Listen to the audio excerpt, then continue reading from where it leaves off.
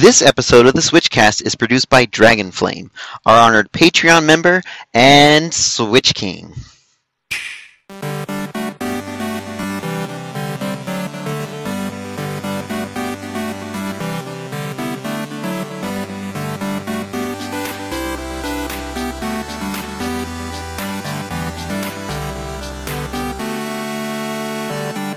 Hey everybody, I'm KC. And I'm Chris.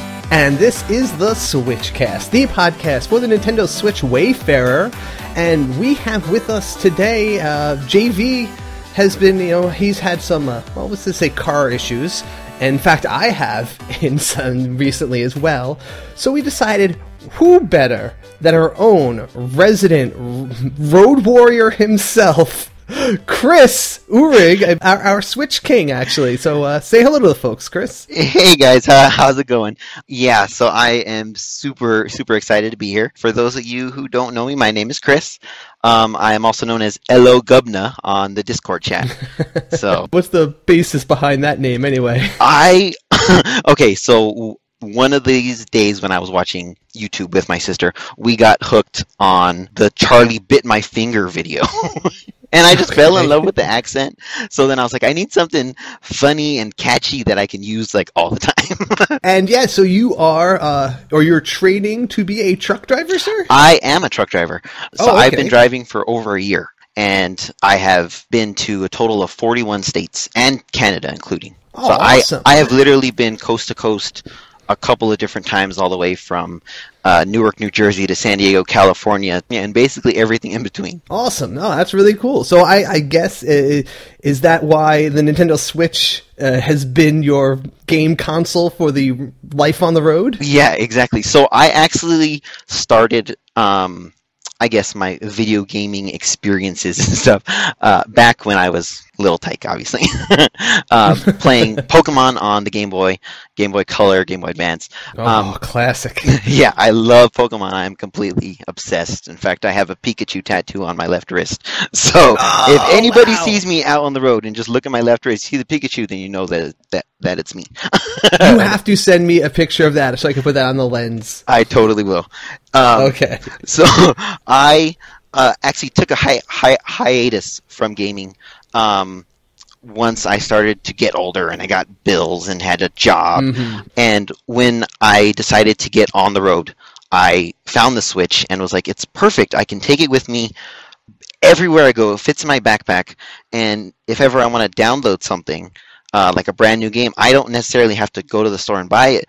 The eShop is perfect because then I can just turn on my hotspot on my phone and I can download the brand new game right then and there. So I don't even have to wait. That's pretty nice there. And I guess you just charge it up on the power. There's plenty of power outlets on that thing. How big is the truck that you drive? It is a total from nose to tail, 73 foot. And I drive a refrigerated unit, so I like to say I'm feeding America. Well, I particularly am glad to be kept fed by the likes of you, sir.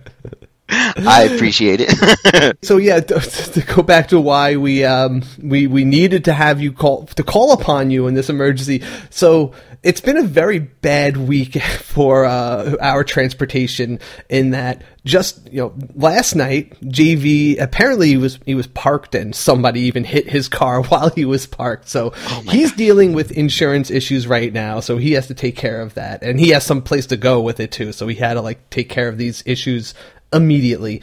And the night before, I was actually driving home from the city. I just picked up my wife from work, and I was like, oh, let me, go just, do a nice little favor for her. I happened to be off of work that day, so I drove into the city. I picked her up. It was nice, and it's around 11 o'clock at night, and somewhere on the freeway, this giant, a 2x4 size, tree limb, just I don't know how it got there, just it's flying around the highway, and a big rig actually just ran over it. So it has like 18 wheels, so it doesn't care, but it sends it flying at my car, and it hits my car, and it just rips a tire like to shreds. My front right tire just got. It looks like a T-virus monster just like slashed at it, right? And blows the tire out, and I just it was really bad. So I ended up waiting for AAA to come because I was going to change it myself, but I have a really bad car jack, and I'm picking up a new one tomorrow because I couldn't even lift my car up with this jack I had. So I had to call AAA, and we're waiting there for about an hour, and like we get the car tire changed around like 12:30 at night. And then we're driving home on a donut, and it just turned into a real bad situation. So, well, at least you were able to maybe even think about getting it on the car jack. Me, I am zero like automobile inclined like whatsoever. Really? My sister is like the mechanic in the family.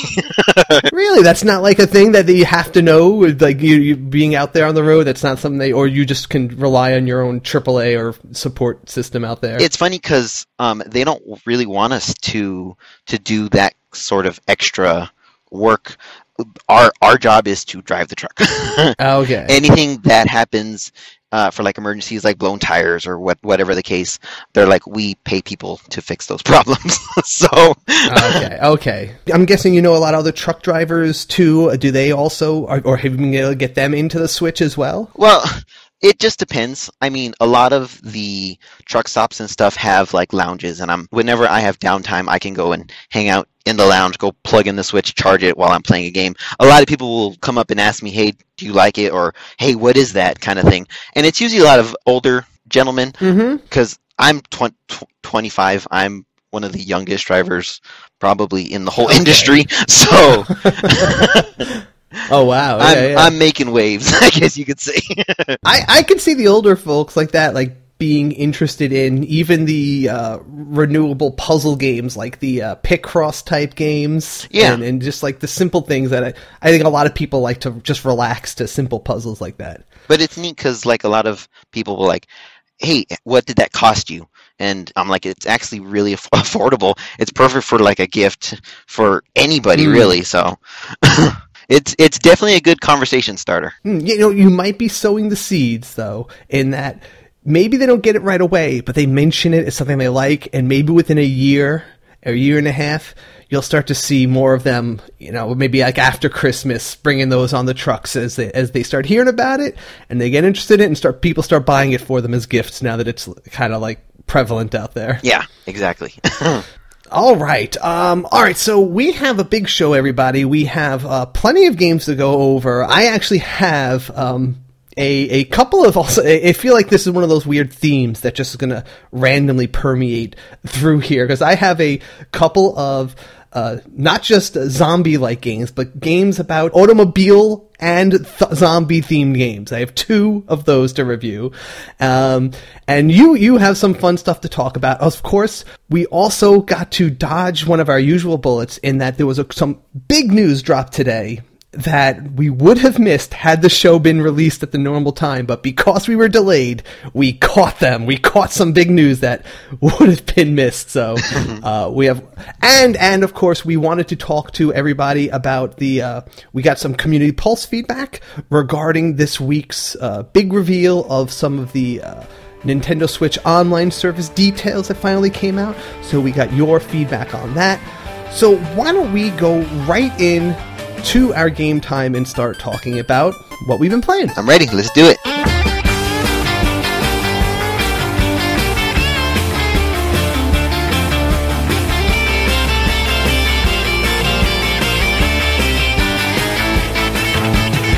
All right, game time, and I'm going to give the reins of this one to you, Mr. Gubna, and why don't you tell, because, honestly, I like having, when we have guests on, they get to talk about some games that, maybe even not the newest games, but something that maybe we haven't really talked about too much on the show, because JV and I are just two people that can't play everything, so you have a few things that I definitely would like to hear about that we just haven't been able to get around to. So what have you been playing, man? Yeah, I'm actually super excited because I was surprised that I have been playing games that haven't been covered 100% on the show before.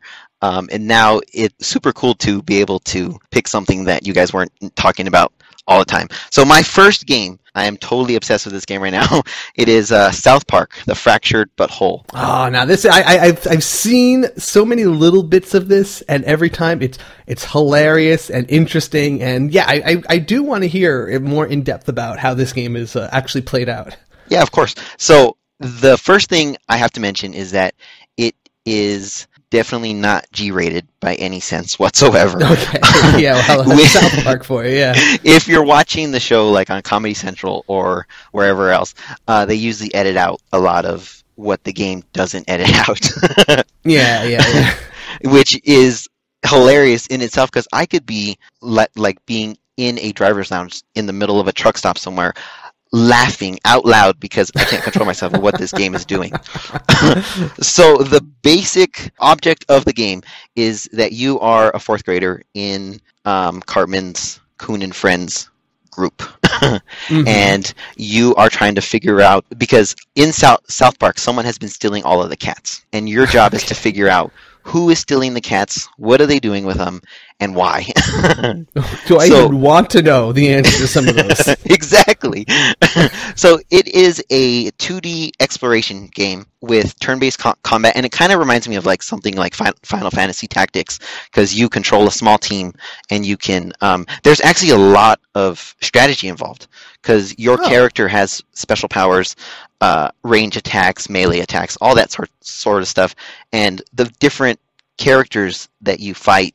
And as you progress through the game, it's very important who you have on your team, as well as what you can do yourself. Now, are the battles actually in like some sort of grid-based map or something where there's positioning, or is it more like an RPG of like, here's my 4 characters and you give them each orders? There's that, but it is also grid-based movement. So they give you a grid, and each attack that you do, you can move a certain amount of spaces and then attack from that, the last space that you were standing on. Oh, okay. And it's really neat. Another cool aspect of the game is that it's extremely customizable. You can change your powers. There is an endless amount of costumes that you can use, because you create your own avatar.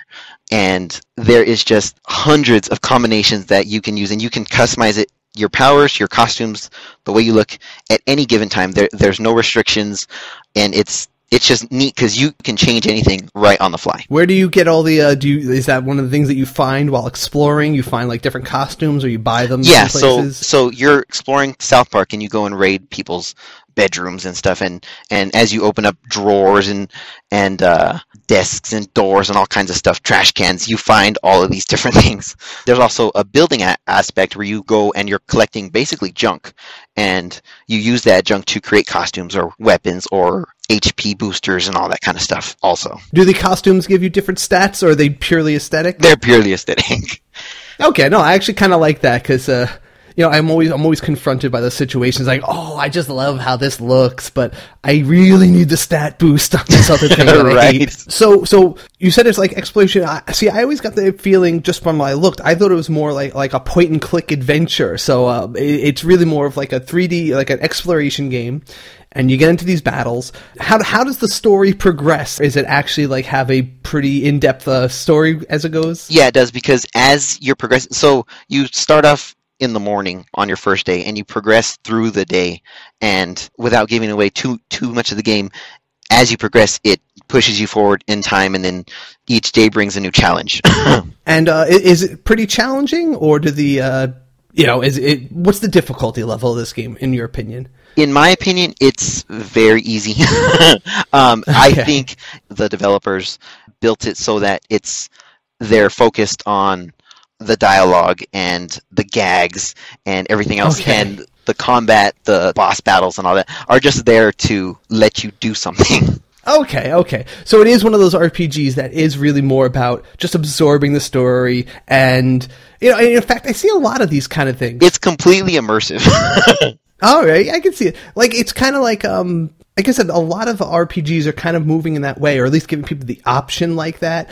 Like The Longest 5 Minutes, even, that I played recently.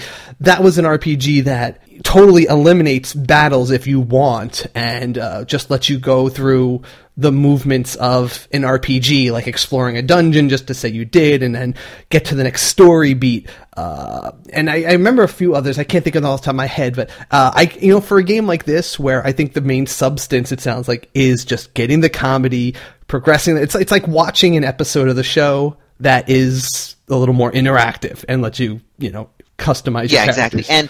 And I don't know from personal experience what the playable value is. I'm assuming that you do make certain choices and they do affect what happens later in the game. So I'm assuming if you were to open up a new save file or start from scratch, that each playthrough is going to be totally different. Interesting.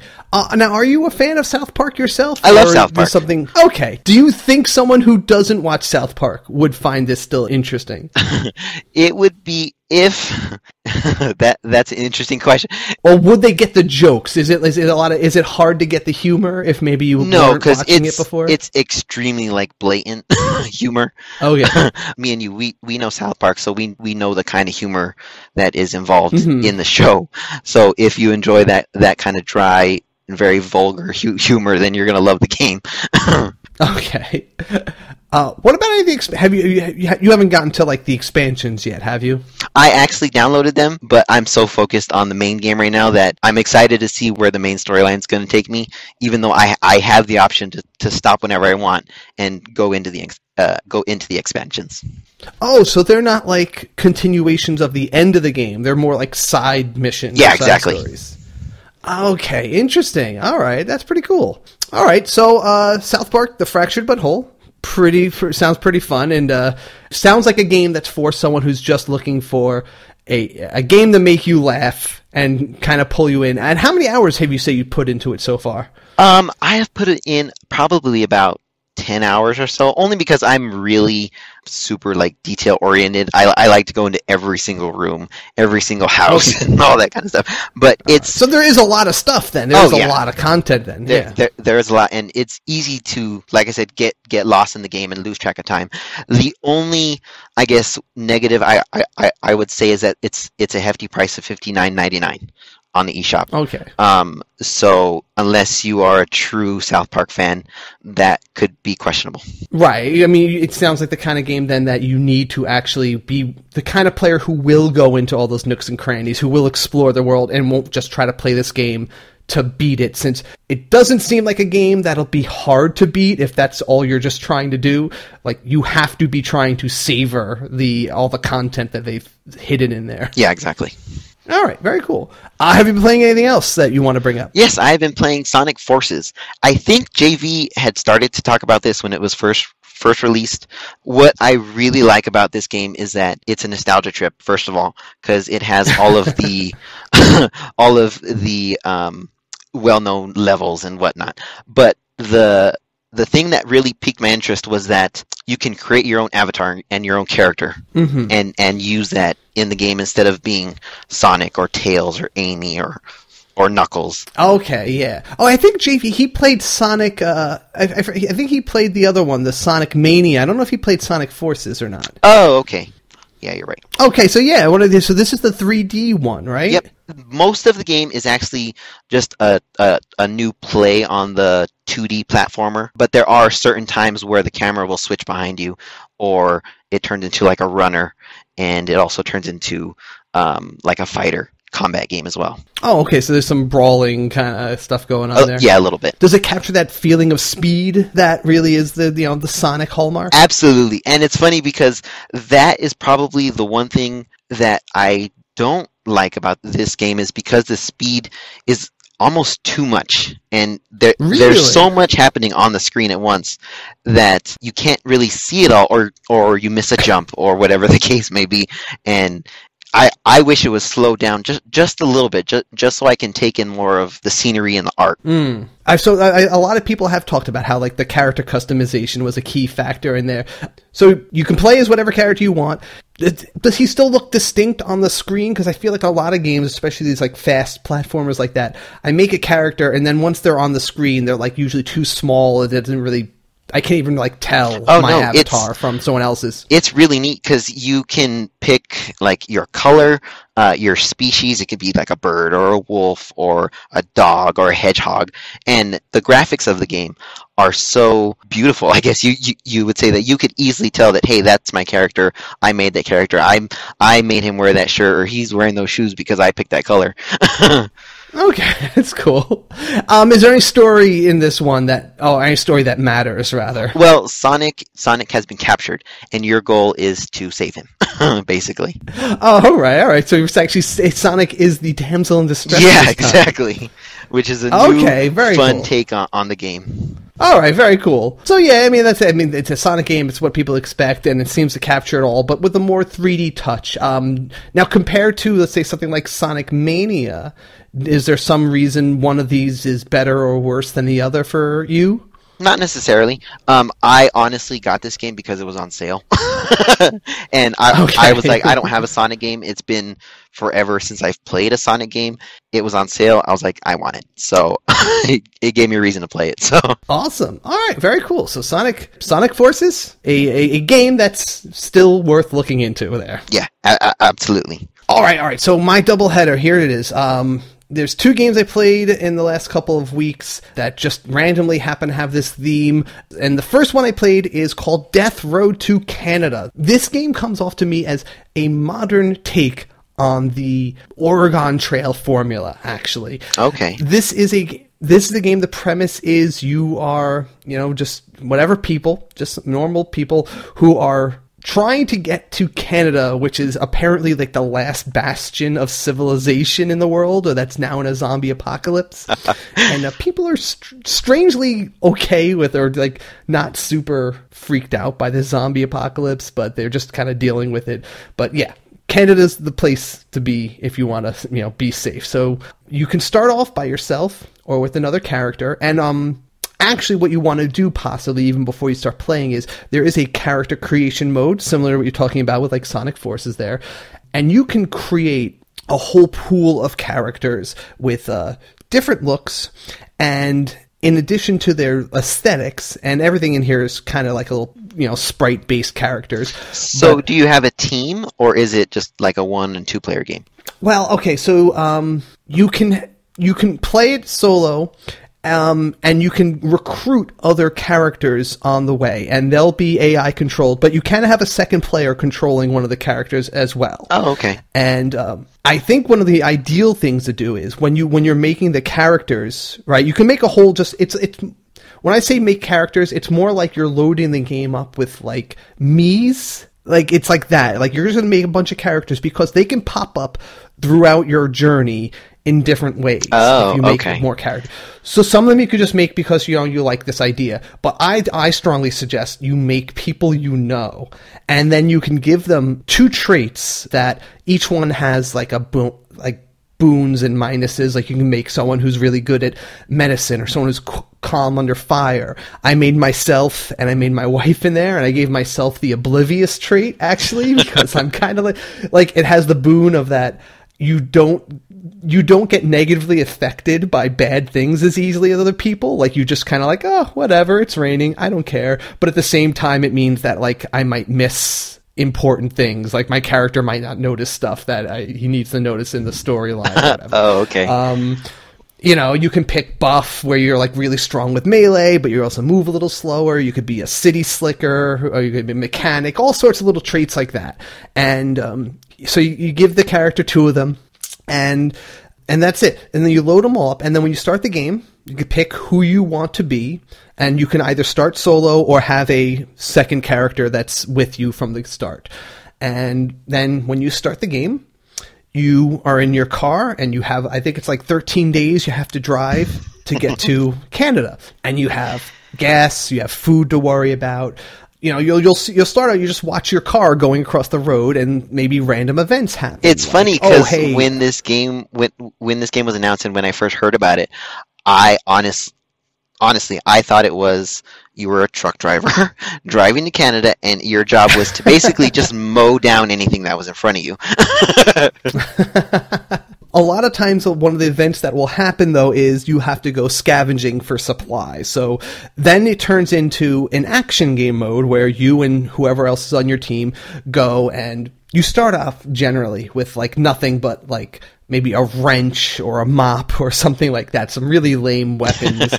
Unless like if you have you could have a character who, if you gave him like the gunsmith trait, he'll start off with like a gun or something like that. Oh, okay. But guns, they have a lot of the same zombie rules that you might know, like from something like Walking Dead. Like guns create noise, and that will attract more zombies. So guns have that little side effect to them. So you try to stick to melee when you can. But so yeah, you go into the action mode and you control your characters, and you have to fend through different. They give you like a weather report almost before every mission, like how many zombies are there? Is it a big horde? Are they light?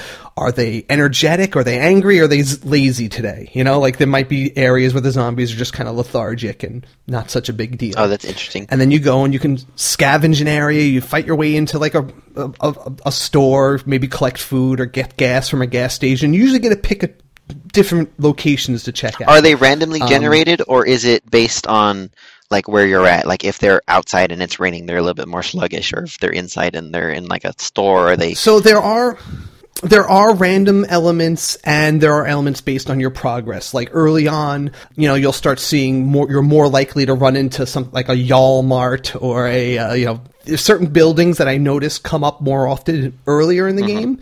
But as you get later and you get closer to Canada, the terrain changes, and you're more likely to see certain other types of buildings or certain types of facilities that you'll come across there. So you'll stock up, and sometimes you'll encounter traders who will like barter with you. Like you can trade food for a gun or gas and stuff like that. Sometimes you'll find people on your way, and maybe you'll rescue someone who'll join your team. But that's always that's a big choice to make, because sometimes you bring in a person, but you have to feed that person now. Or maybe you'll recruit even a dog or something like that less food, but they don't carry stuff, So, and sometimes you need to be able to carry as many things as you can find in a location like that. The actual combat in the stages is interesting in that you have to manage your stamina pretty carefully in there. Like if you can't just go in whacking everything in sight.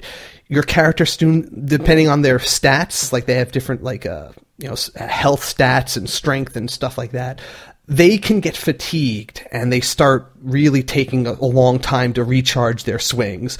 So you have to kind of make sure you give your guys a chance to breathe every so often. I'm looking at the screenshots, and it looks like the zombies or your enemies mob you a lot of the times. Is that the case? Well, that's the thing, is like no one zombie is ever really a threat in this game. It's that you really have to manage that mobbing. Is that and there's a lot of ways you can feel like a lot of times that you're totally in control and you're safe and you're just like whacking things. You make one wrong move at any point in this game, like, oh, I'm just going to run into this room and I'm not really going to think too much about it, or I'm just going to start grabbing stuff, and then you realize that a whole mob has just piled up at the doorway and you have no way out of that room. You might just be dead. Like you could have a great run. You got so far, and then you made one stupid, careless decision, and now you're cornered and you can't fight your way out because you just your character's too tired and you're out of ammo, and you can really just blow it all any moment. And it's always a little element of tension in there. So how even on the easy stages, how is the when you do die? Because I'm assuming it happens more than you might think. When it does happen, is it forgiving, or is it pretty ruthless? Do you lose items or people, or what happens when... Well, okay, as long as one member of your team survives an encounter, you can keep going on. And it doesn't even have to be the character you started with. In fact, you might go through many people. In fact, sometimes you might even send someone out as a sacrifice and just be like, yo, you're going to have to distract them, and while they're eating you, I'm going to run out, I'll just say that there's been times where I've recruited someone I don't like just because I was like, you know what? I'm feeding him to the next zombie mob I hit. That's the cool thing about Oregon Trail that I liked, because especially in that game, you could pick and choose who you wanted on your caravan, And it sounds like this is very similar in that case, where there's going to be stuff that happens. Some of it you can't control, some of it you can. And then that also comes up in, again, going back to the Oregon Trail mode, there are a lot of events where stuff like this can really shape your journey. You're never totally safe. Like, you can stock up on all the food and ammo, but then you run into a situation where it says, oh, there's a bunch of bandits that won't let you through unless you give them, like, all your food, and you could try to fight them. But every time you try to fight or resist something like that, there's a chance people just die instantly. Like, there is no, maybe you'll give in, but now you're out of food, or you're out of gas, and now you have to find a new car, or something will break down, or just all these random events make it so that you're never really on top of the world. There's never easy coasting, because you can lose all of any one of your resources any given moment. And also, there's a lot of really fun stuff, though, that happens on there, too. Like, it's not all, like, these really bad things. You meet, in addition to the characters that you made, there's a lot of rare characters you meet. Like, not to spoil all of them, but I think I've run into Octodad. Man, really? They just said, like, you met this guy in an aquarium who looks like an ordinary adult dad. He says blurb, and you wants to join your team. And that's awesome. I met a man with a machete wearing a hockey mask who just stares into the distance, who wanted to join my team. And I was like, what the heck? Let him join. Right. I was like, the game wouldn't make him murder my own people, right? He's just got to be a character. And he was really good. He was super strong. He chops through zombies like they're nothing. He's got a lot of stamina. He had a chainsaw too. But then one day, it just said, oh, by the way, Amelie has disappeared. Unrelated topic, the mysterious man's morale just increased. And I was just like, what? Oh, man, that's great. Yeah, so, yeah. And there's a lot of these rare characters, and they all actually have interesting boons and interesting minuses, and some of them give you options that wouldn't be available otherwise.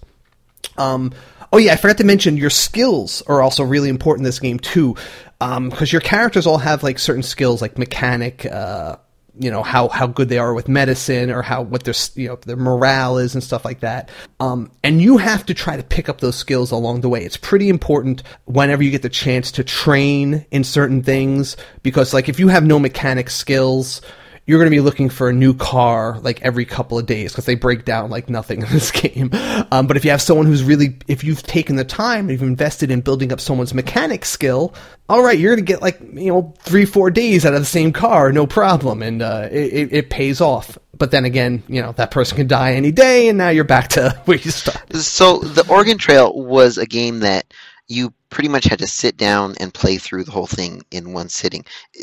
Does this game allow you to do save points and pick up from where you left off the previous day? Yes, you can stop any point, and you can pick it up where you want it, so you don't have to play it all the way straight through.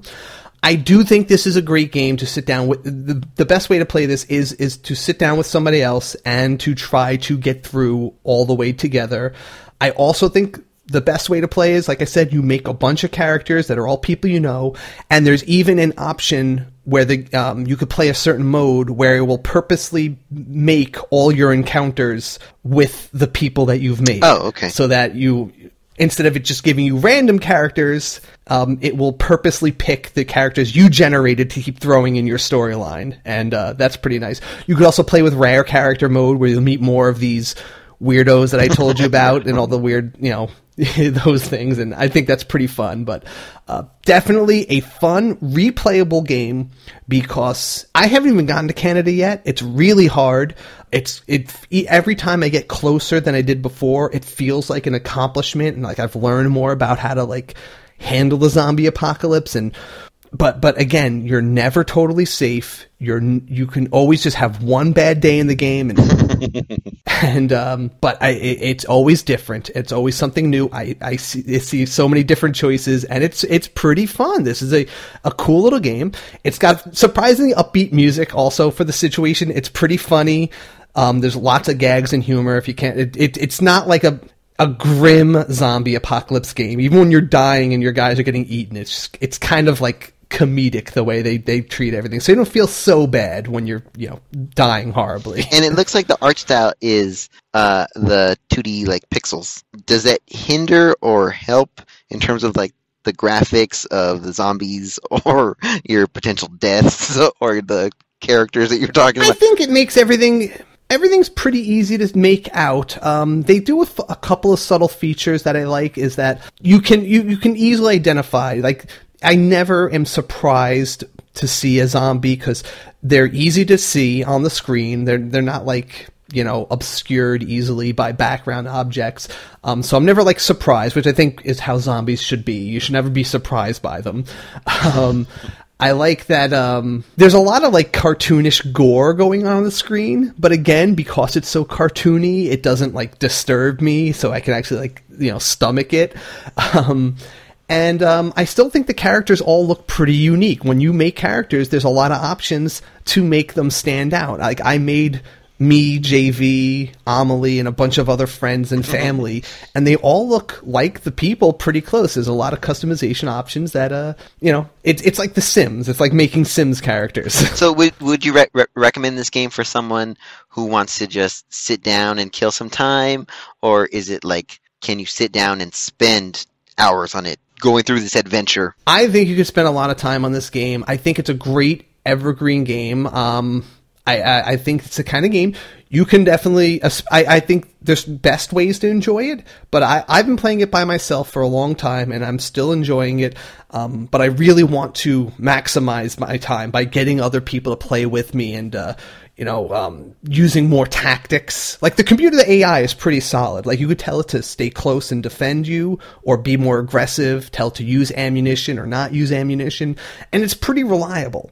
But I still would like to enable more complex tactics that only can be done with another player. So that's when I find it best, but I find myself very hooked to this game, and I kind of don't want to stop playing it until I've at least reached Canada once. And I think that it's the kind of game that people will get a lot of play out of if they're willing to keep putting time into it. Well, I've been to Canada, and thankfully there were no zombies. So, well, that's why we're trying to get to Canada. There's no zombies there. It's the only place there's no zombies. That's awesome. So, what else have you been playing? All right, so the other undead game I've been playing this week is Garage. This is a much more grim game. This is a game with a lot of dark, gory, depressing overtones. This is one that was released for everyone today, right? Yes, actually, this came out today or yesterday for our listeners. And so this is a top-down twin-stick kind of shooter game in that you're controlling this guy who wakes up in the trunk of a car in this parking garage. And, as you explore the garage, you will find that there are undead walking around.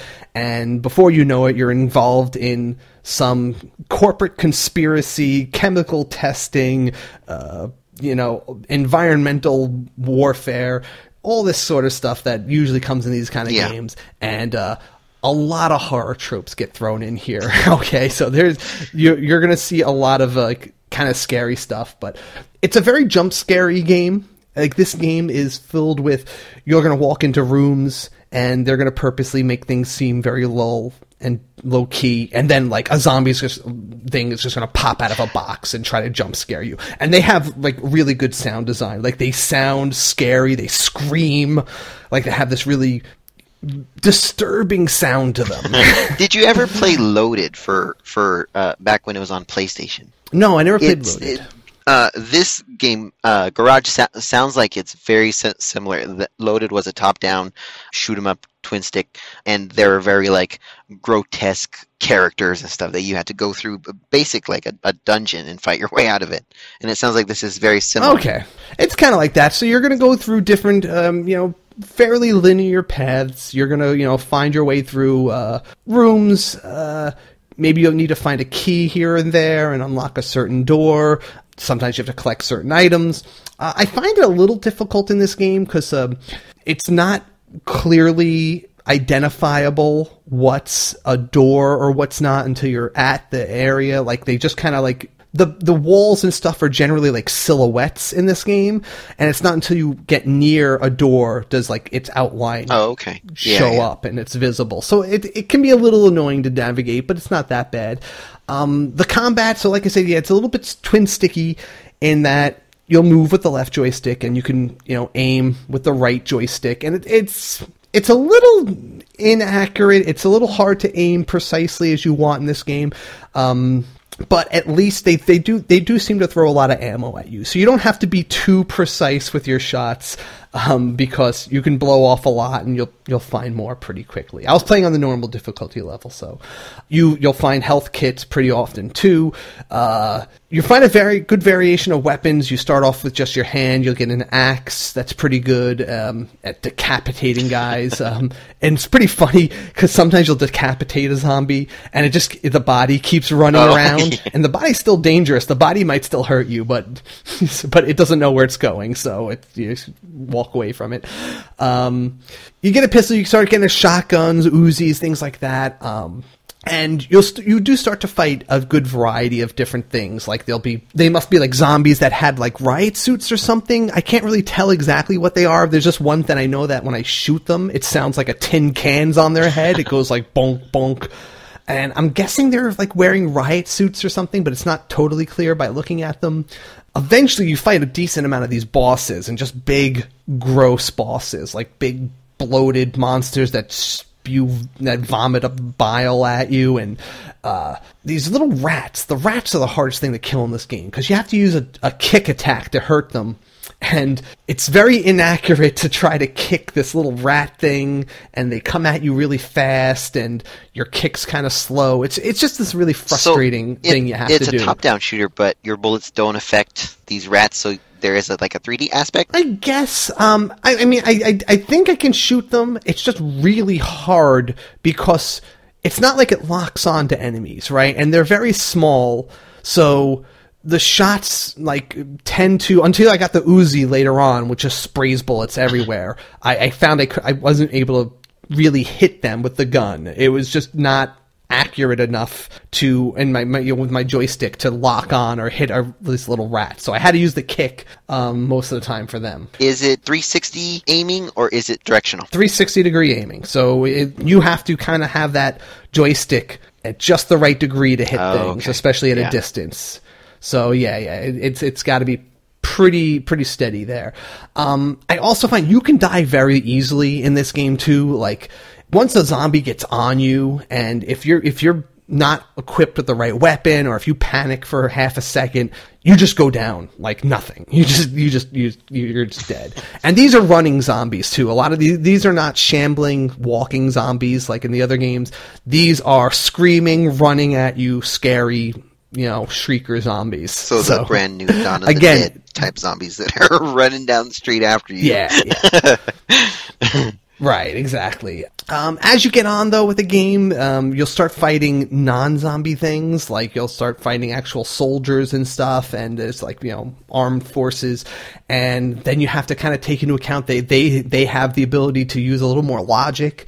So you might have to use stealth on them, or you might have to, make sure you don't make sounds. There's a lot of things you could step on that will alert them to where you are. There's a few little tricks here and there, like, exploding cans to blow up to get guys by surprise and stuff like that. What I did find most disturbing, though, they do have a lot of allusions to, what the story is with whatever mad scientist made these things here. And they even go so far as to... There's a human centipede reference in this game that is possibly the most horrific thing I've seen in one of these games. I can imagine. I did not want to fight this thing. I did not want to look at this thing, and here I am. But it served its purpose, I guess, in these Is it the type of game that when you got to that point, it was a shocker, or was it like a build-up? Yeah, they did actually. They did build it up. They dropped some things in this game that hint at what's going on, and that you find a bunch of stuff that just kind of makes you wonder, what's going on, and you'll find, the surgery room, let's say, first, and you'll find these little, notes as to, who was on these different tables and why they were brought here, and then you see the human centipede monster, and you're like, oh, and it just comes charging out of nowhere, and like you're just like, oh my god, that was these people, wasn't it? Oh my god, that is awful. Well, I have to admit, the icon for this game is immediately eye-catching. I think it's that dog. Oh yeah, that they have some weird little trippy story also with like your dad was some general and he's dead, but they allude to like your character became a drug dealer and your dad's still talking to you in these hallucinations, and there's a couple of parts where you take this drug that lets you see through walls, and you have these psychedelic, moments in the game. It's really kind of weird, and I'm not sure where it's going to pay off in this game or not, but it just goes into like these weird places here and there that seem a little disjointed from the rest of the game, but maybe it'll pay off later on. I'm not sure.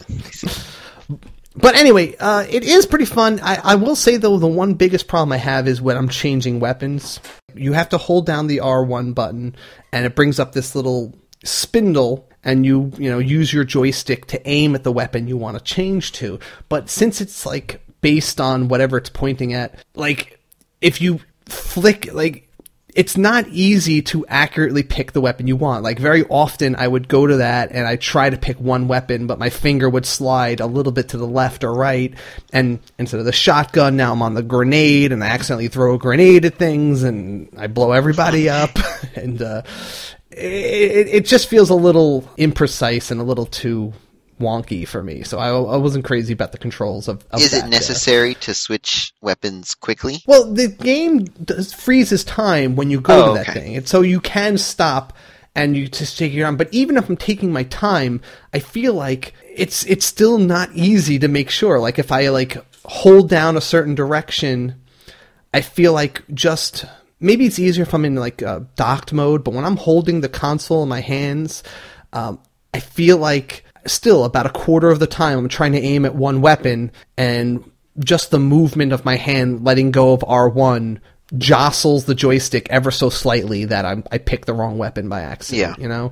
It's a little annoying. I feel like they could have had a more definite system of just like either cycling through your weapons or just letting you pick them with the buttons instead of pointing at them in this analog way. I don't know. That would be frustrating. But the game's pretty good. It has a lot of action. It saves pretty often. If you die, it's not a big deal. You just come back to like your last checkpoint. The only problem I've had really advancing through the game is it's not always clear where I can travel. Like I said, doorways are not always easily marked. They're not visible all the time. And especially as I start getting into some of these like more distraught areas with lots of wreckage, it's not always clear where the game wants me to walk next and what I can walk through. So, and also I kind of don't like the constant use of jump scares, even when it's like they purposely just spawn things in places that they can't have been. Like I check my back very often,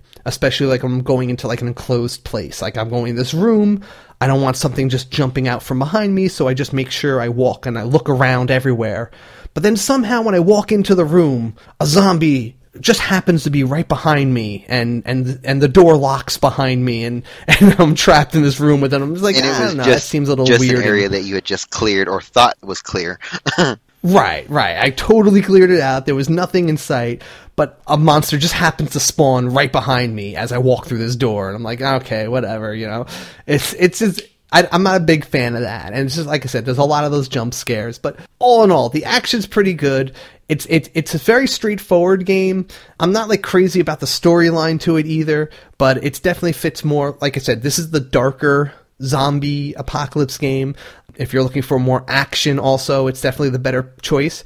So both of these zombie games I talked about today have a very different niche, and I think they probably appeal to a wide range of people. So this, if you're looking for the hardcore action, gross, bloody horror, and Death Road to Canada, if you're looking for the more lighthearted, fun zombie apocalypse with lots of gags and multiplayer stuff going on. All right, so let's go into the news rundown, and we got a lot of stuff to talk about.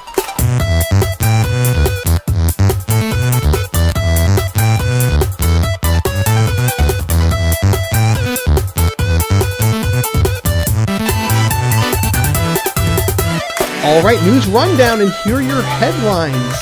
So this is the news I wanted to bring up that we would have missed had the show been on time, but we were lucky enough to add this to today's episode, that Monster Hunter Generations Ultimate was announced to be coming to Nintendo Switch and will launch August 28th. I am super excited about this because I have to be completely honest with you, and JV is probably going to be angry at me for saying this as well. I have never played a Monster Hunter game before. Oh, really? So this will be your first one? Yes, it will. All right. Honestly, it's a great point because this will be a lot of people's first one, I imagine, and it's probably the best place for it to come out right now in that it's going to have the online and local multiplayer. And Monster Hunter is the kind of game, especially if you're new, you need to get involved with a community to learn all the ins and outs, because it's a very subtle and intricate game. It's not just go in and hack your way through bosses and kill monsters.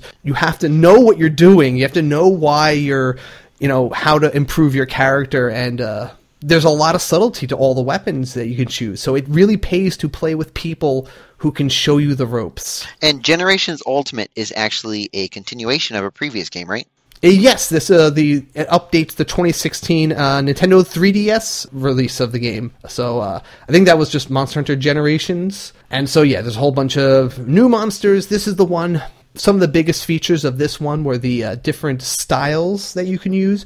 So not only are there all the different weapons to pick from, but you can also pick your style, which either gives you certain extra moves depending on what weapon you're using. Like you can pick the guild style, like with the guns, you might have a certain type of attack to do with this. Aerial mode, it makes it easier for you to jump on monsters' backs if you want to mount them and stab them from on top and stuff like that. So there's a lot of mix and matching of the combat styles in this one here. But yeah, I just think this is like, we knew one would come out sooner or later, and I did predict that one would come out this year. I knew that they would not let Monster Hunter be only on every other console with the Monster Hunter World. Yeah.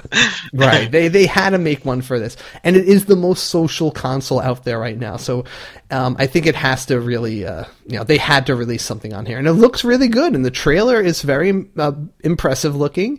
Oh, yeah, and they're bringing back the Meowster hunters, where you could be the little felines, and they have their own separate set of rules and combat style, which is cool. Okay, and this is perfect because, like you said that the best way to play this game is in a community, and with the new online service coming out later this year, it'll help. Oh, yes, totally, and we will talk about that just next, but I definitely want to mention anyone who's even interested in this, definitely want to come down to the Discord chat, because I'll probably even start a chat room channel for this game already to get people kind of like primed for it, because you want to play this with other people. It's an okay game solo, but it is a phenomenal game played with not only just any people online, with people because you will pick up teamwork. You'll just start to learn how to cover for each other. You have to kind of know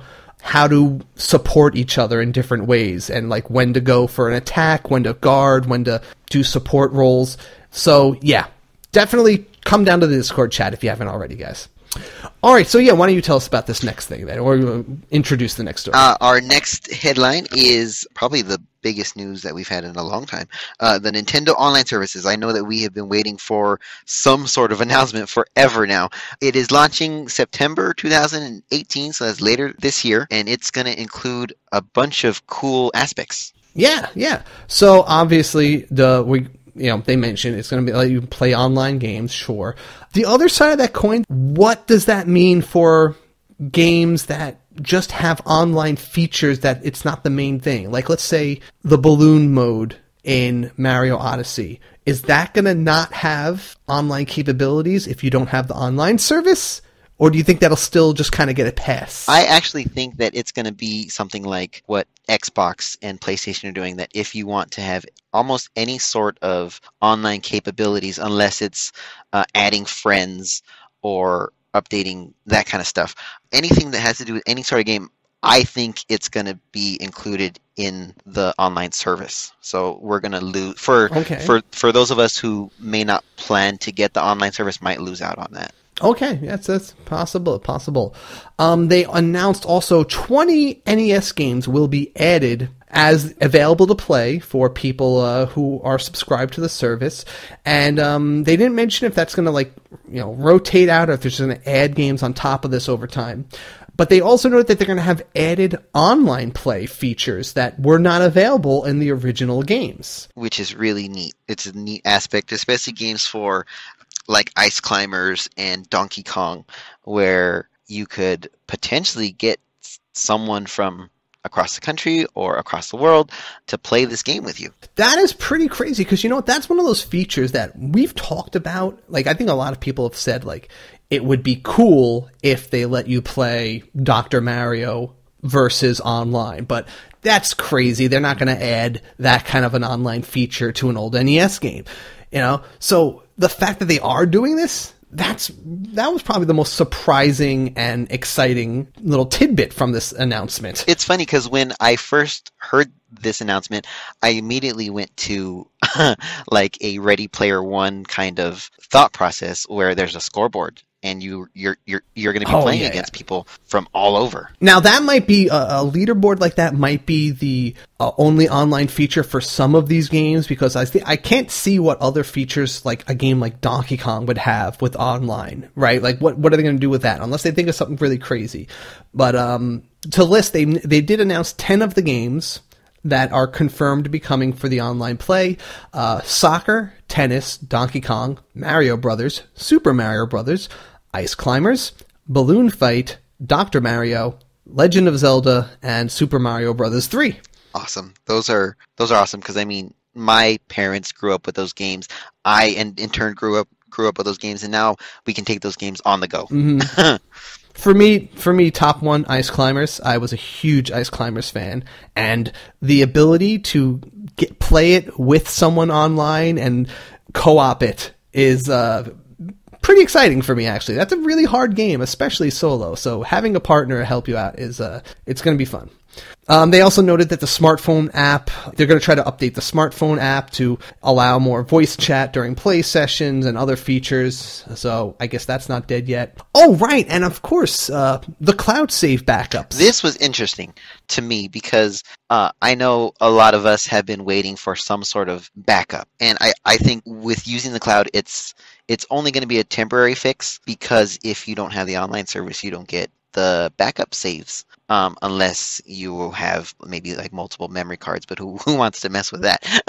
Right. Yeah. But I think the main thing is like people want to have those permanent saves saved somewhere on and on the cloud, especially if, like, let's say, sure, it's on your memory card, but that doesn't help you if you lose your Switch, right? Exactly. So that's like the real safety net. And of course, actually.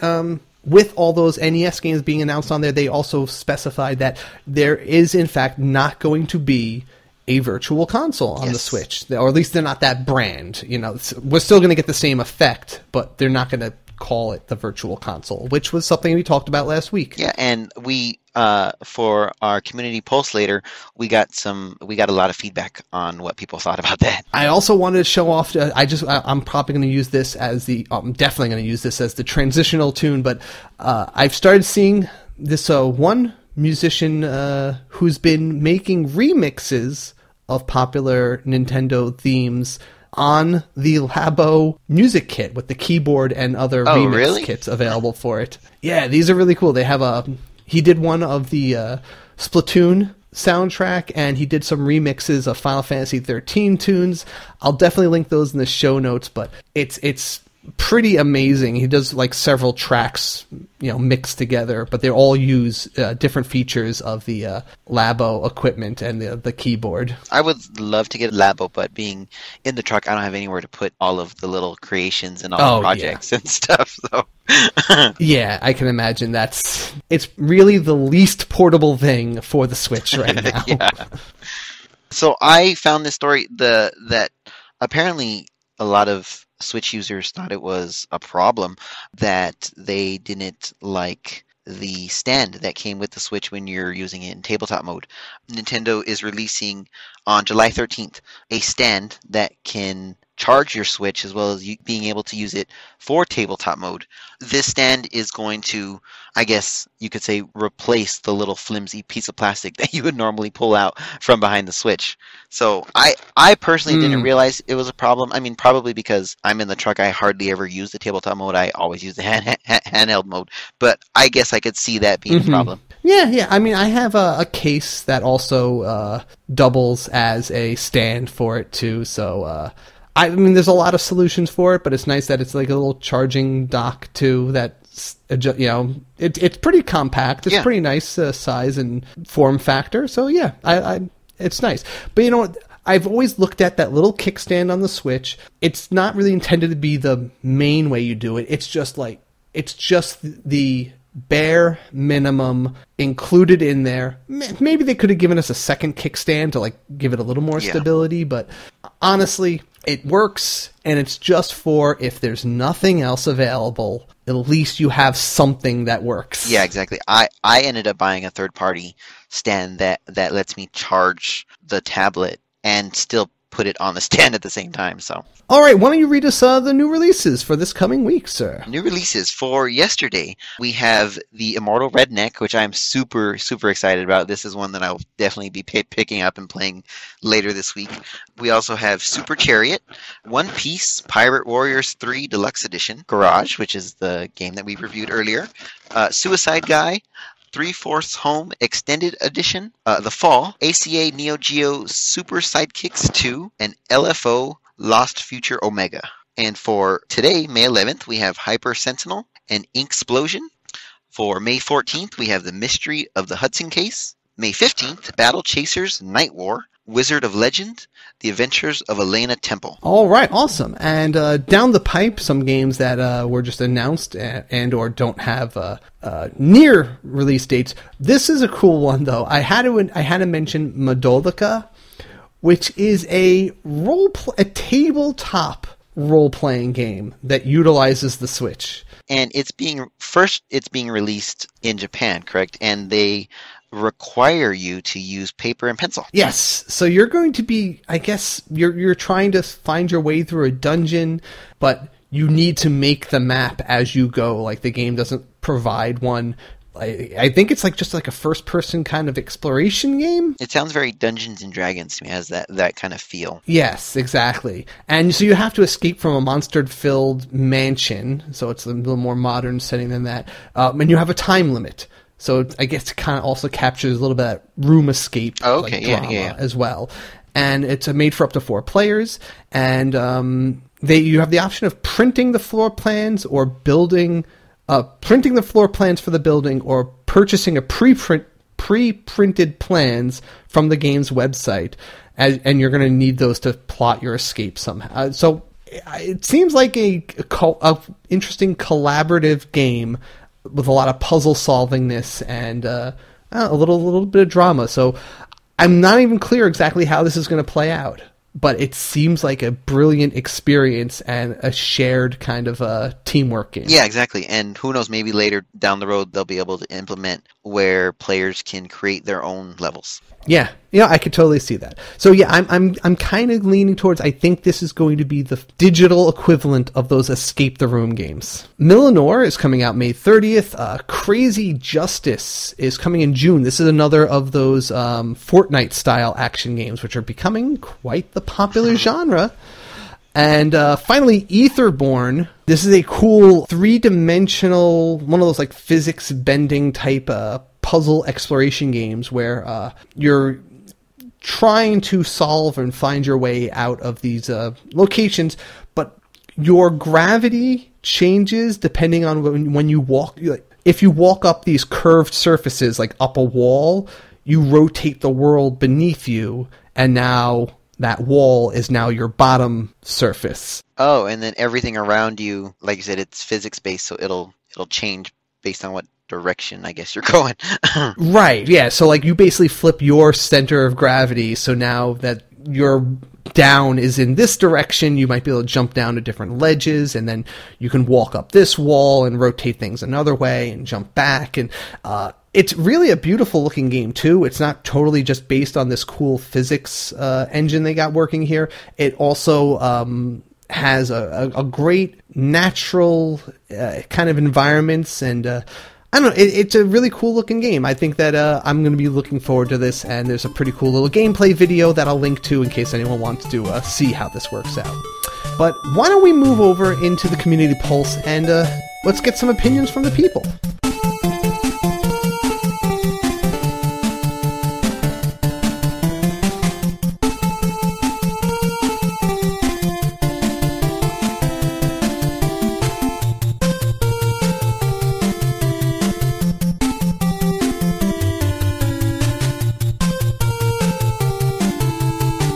All right, Community Pulse, and we asked the listeners, basically with all the new details that were dropped about the Nintendo Switch Online service this week, what's got you hyped? What's got you mad?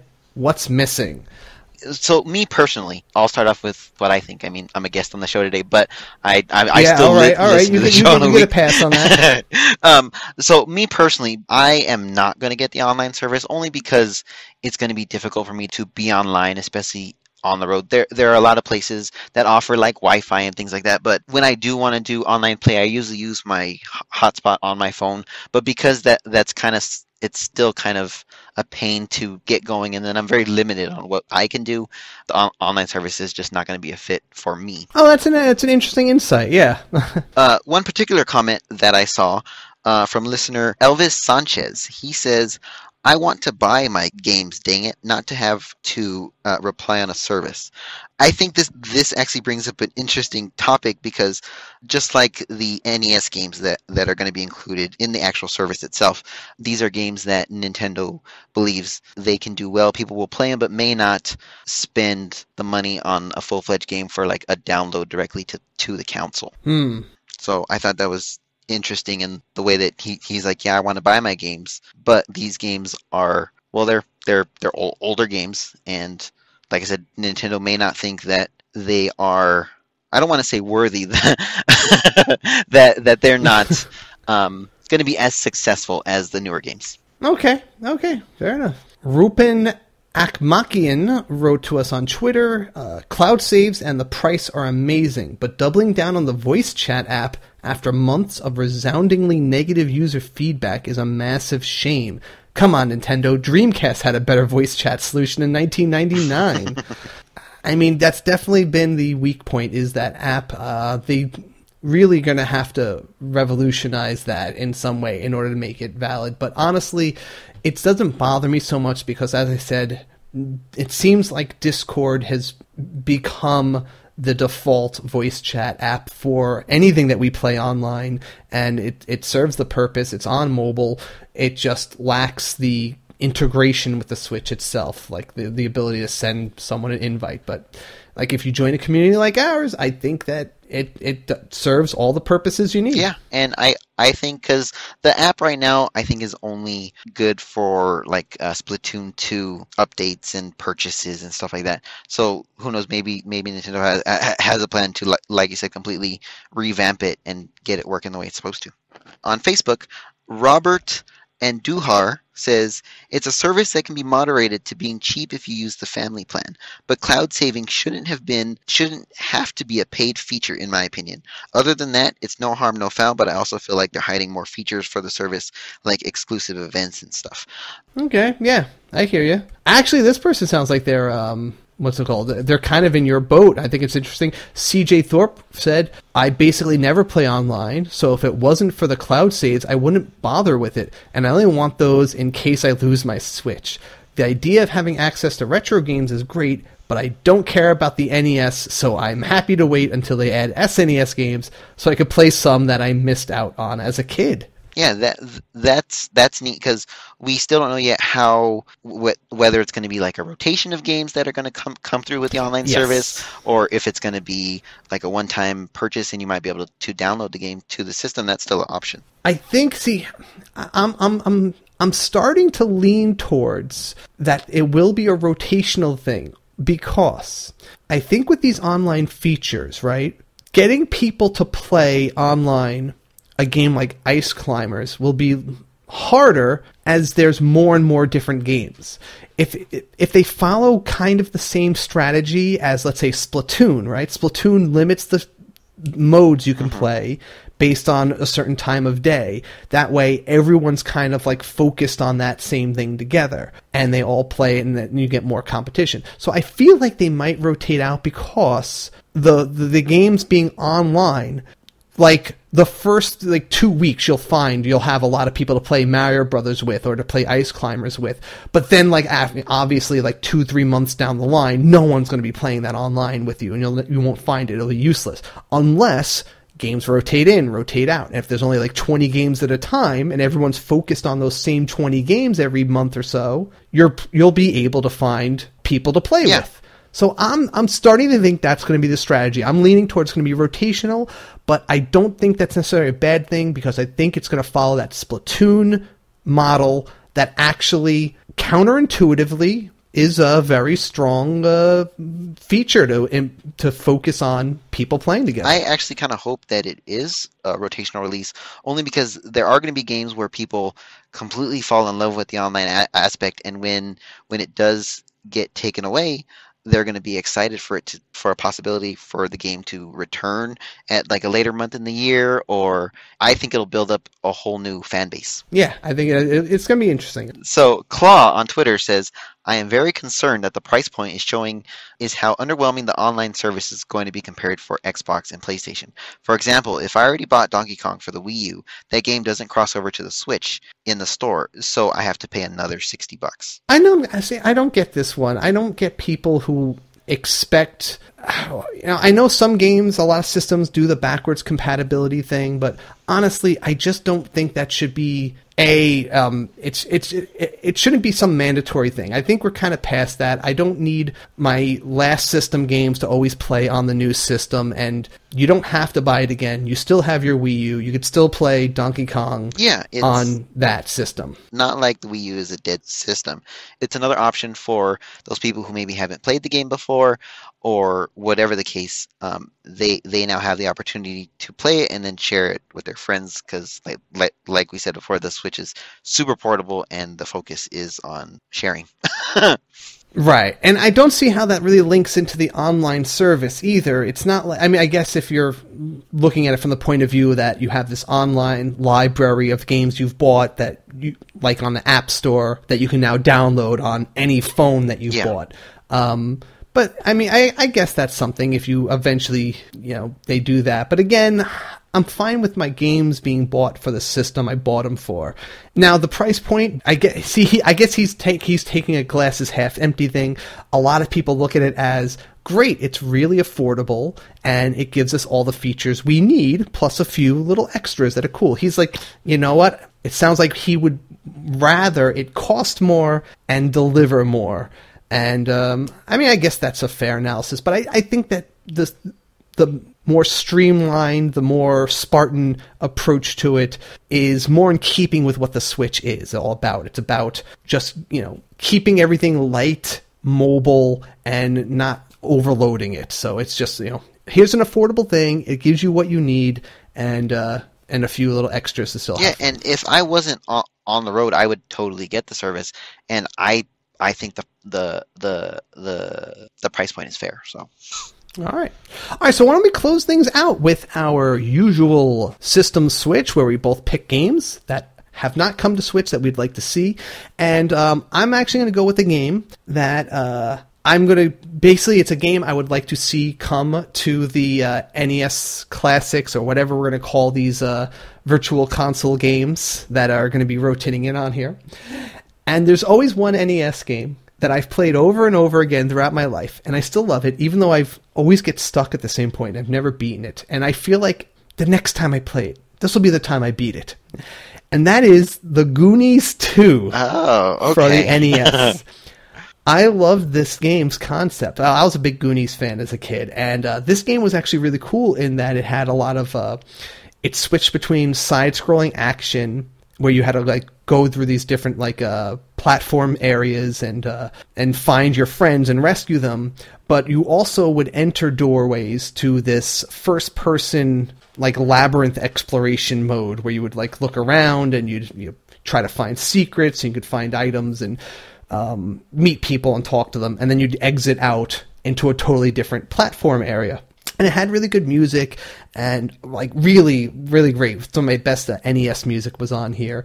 And I always get stuck at some point. And I don't know if it's just something I have a problem with or is a place that a lot of people get stuck, but I feel like the next time I play it, I'll see the mistake and I'll get my way through it. So I want Goonies 2 to hit the Switch on the NES, Classics Showcase, whatever we're calling it, and so I could finally get this albatross from around my neck.